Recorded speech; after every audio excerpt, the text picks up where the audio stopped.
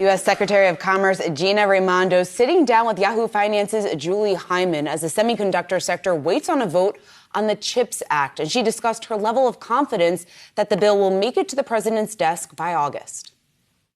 Very high. There's a lot of momentum.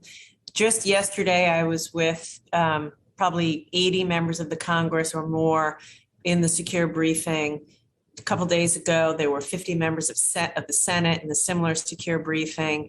And when you hear the dialogue, you know they have the sense of urgency. You feel that they're coalescing around getting it done soon, focusing on the CHIPS component first, passing that first, and letting the conference continue. So there'll be many twists and turns and ups and downs. I promise you that. I'm willing to say two things. Number one, it's going to get to the president's desk this summer. Number two, there'll be a lot of ups and downs between now and when it does. You mentioned that the sort of projects that are going on in other countries, and of course, there are also projects that are imminent here in the United States. What really caught our eye at Yahoo Finance over the past week or so was Pat Gelsinger of Intel tweeting a picture, I'm sure you're quite familiar with this, of the site in Ohio where Intel is set to break ground and build a plant, but he's waiting for you guys in Washington. So I'm curious what conversations you're having with him and with other leaders in the industry as you're trying to push this across the finish line.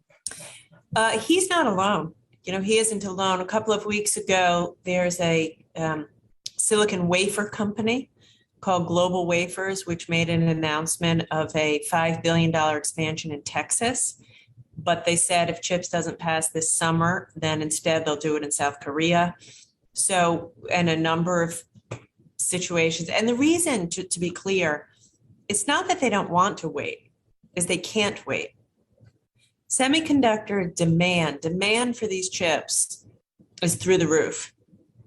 And these companies are already at 95% capacity. So the only way to meet demand is to add, build new factories. And they have to do it now because it takes a couple of years to build them. So that's why we are at this truly urgent point. And if Congress doesn't act before they go home for the August recess, I think you will see these companies expand in other countries, and then we're finished. They're only going to make one $20 billion investment in a facility. It's either in America or in Japan, South Korea, France, Germany, Italy. And we have a moment now to pass this in the next couple of weeks, and it's a win for America. And if we don't, it's a win for China. Make no mistake about it. The Chinese government is lobbying against this bill. They know it's bad for them and good for America. And that's why when you ask me, will it get done? I do believe at the end of the day, these members of Congress are patriots. They are folks who understand what's at stake, and I think they'll do the right thing. One of the companies, just one of the examples that you just cited, Global Foundries announcing that it's going to expand in France in particular. With the time that it has taken to get this bill done, has there already been irreversible damage to this push to expand the semiconductor industry in the United States? Yeah, that is such a great question. I would say no. That is a loss that you highlighted. Certainly Intel's big plans in Germany is a loss. Yet I wouldn't put it in the irreparable category.